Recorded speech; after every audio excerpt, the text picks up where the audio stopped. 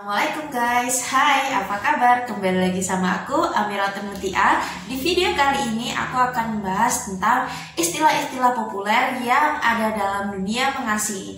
Nah, apa aja nanti istilah-istilah yang akan aku bahas? Tonton video ini sampai habis ya.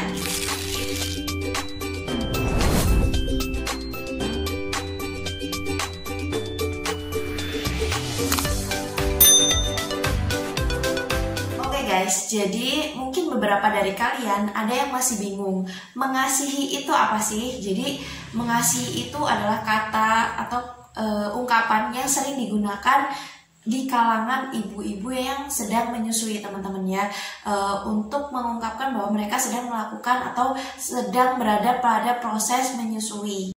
Nah, biasanya untuk ibu-ibu muda atau mama-mama muda yang baru aja masuk ke fase ini ya, mungkin ini masih baru di anak pertamanya, pasti banyak bingung dengan istilah-istilah apa aja yang ada di dunia mengasihi itu tadi. Karena mungkin yang kita tahu, oh menyusui ya udah gitu aja, oh mengasihi ya udah gitu aja. Ternyata kita harus banyak belajar guys. Jadi sebagai seorang ibu kita harus banyak belajar.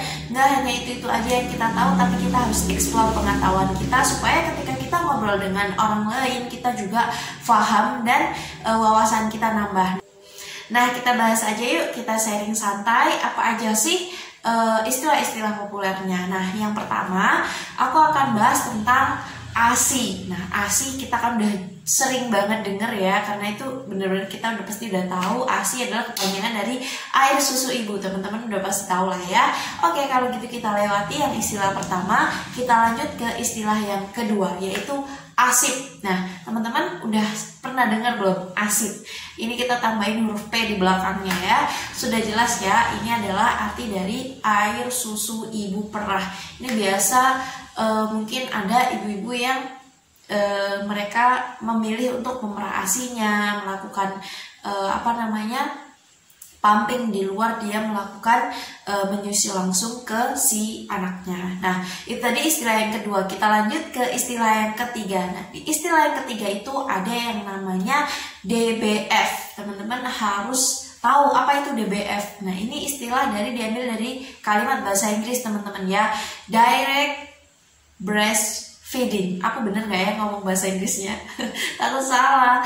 Ya, intinya ini tuh proses menyusui secara langsung. Jadi bukan pakai dot, bukan pakai selang atau disuapin pakai sendok, tapi melainkan menyusui langsung ke si ibunya kayak gitu. Itu biasa disebut direct breastfeeding. Betul nggak sih ya? Intinya disingkatnya DBF. Waktu itu aku juga awal-awal bingung apa sih DBF kayak gitu. Apa sih DBF? Ternyata DBF itu kepanjangan dari direct breastfeeding yang artinya adalah proses menyusui secara langsung. Oke, kita lanjut ke istilah yang keempat. Nah, di istilah yang keempat itu ada yang namanya booster ASI, teman-teman ya. Kalau teman-teman pernah tahu atau pernah dengar, mungkin pernah juga menggunakan kalimat booster. Aku butuh mood booster atau booster apalah, intinya booster itu kayak suplai atau tambahan kayak gitu ya. Nah, kalau booster ASI itu adalah suplemen tambahan yang biasa digunakan untuk atau biasa dipercaya bisa menambah produksi ASI. Jadi bisa disebut dengan booster ASI, yang diharapkan ketika kita mengonsumsi si booster ASI itu ASI kita itu produksinya tuh semakin bertambah gitu teman-teman ya. Tapi biasanya tergantung orangnya sih, dan itu beda-beda. Oke, kita lanjut ke istilah yang kelima. Nah, di istilah yang kelima ini teman-teman ada yang namanya formil atau yang biasa disebut dengan susu cair ya. Maksudnya konsentrasinya itu gak terlalu kental, jadi dia itu lebih cair dan agak bening.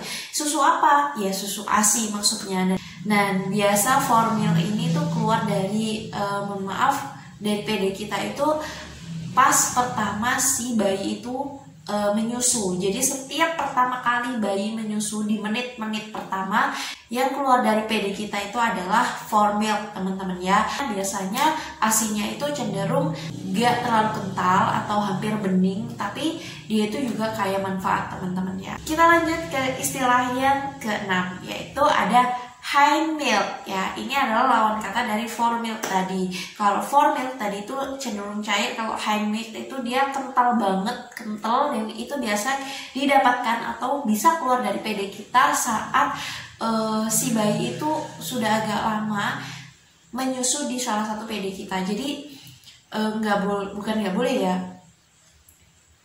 Jadi high milk ini bisa keluar setelah si for milk ini keluar dari PD kita, teman-teman. Jadi fasenya ketika si anak menyusu itu for milk dulu yang keluar dari PD kita, kemudian barulah si bayi itu dapat high milk yang dia ini biasanya kental, terus lemaknya itu lebih banyak dan cenderung tidak manis ya, setahu aku.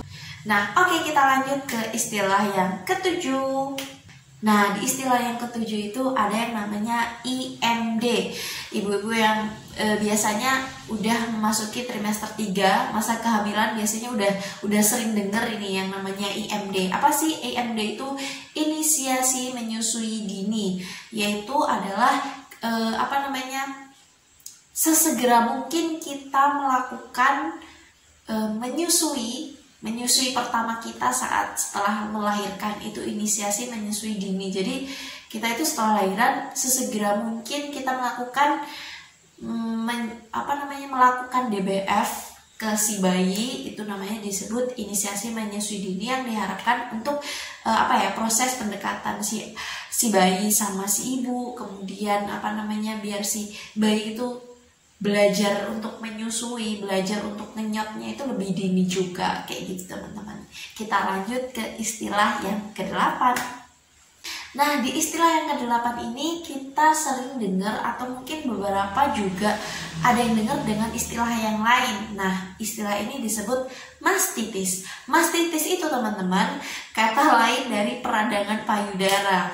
Kok peradangan payudara? Iya, peradangan payudara ini biasa disebabkan dengan ASI yang tidak keluar dari PD kita, atau biasanya ASInya itu terlalu banyak dan tidak dikeluarkan, atau tidak tidak diminum sama si bayinya sehingga mengalami pembengkakan. Setelah mengalami pembengkakan biasanya ada peradangan, habis itu biasanya ibunya demam ya.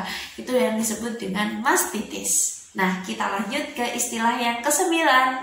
Di istilah yang ke-9 ini ada yang namanya MPASI. MPASI ini kepanjangan dari makanan pendamping air susu ibu, yang biasa secara umum kita lakukan saat anak mulai usia 6 bulan ke atas. Itu kita mulai kasih MPASI teman-teman ya. Itu udah serentak, jadi sebelum 6 bulan itu memang pure ASI eksklusif, anak belum boleh dikasih makanan pendamping ASI, kayak gitu. Nah, kita lanjut aja ya ke istilah yang ke-10. Nah, di istilah yang ke-10 ini kita sering sekali dengar yang namanya istilah sufor teman-teman ya. Apa sih sufor itu? Susu formula. Biasanya susu formula ini kita sering banget jumpai di toko-toko atau juga apotik yang dijual secara bebas ya, termasuknya kalau di Indonesia tuh bebas, yaitu susu formula. Karena ada beberapa orang tua yang mengganti air susu ibu dengan susu formula. Oke, kita lanjut ke istilah yang ke-11. Nah, di istilah yang ke-11 itu kita dengar yang namanya pumping. Nah, pumping ini adalah kegiatan memompa ASI teman-teman ya, untuk mengambil air susu ibu dan kita simpan di wadah lain ya. Jadi mungkin beberapa ibu yang bekerja atau tidak di rumah, biasanya mereka sering melakukan pumping ya. Pumping itu adalah kegiatannya, ya, kegiatan memompa ASI, mengeluarkan ASI dari PD kita dan kita simpan di wadah lain. Nah, itu aja teman-teman beberapa istilah-istilah populer yang aku berikan ke kalian. Semoga jadi menambah wawasan kalian dan kita sama-sama belajar. Semoga video ini membawa manfaat buat kalian. Jangan lupa bersyukur hari ini. Terima kasih dan sampai jumpa di video selanjutnya.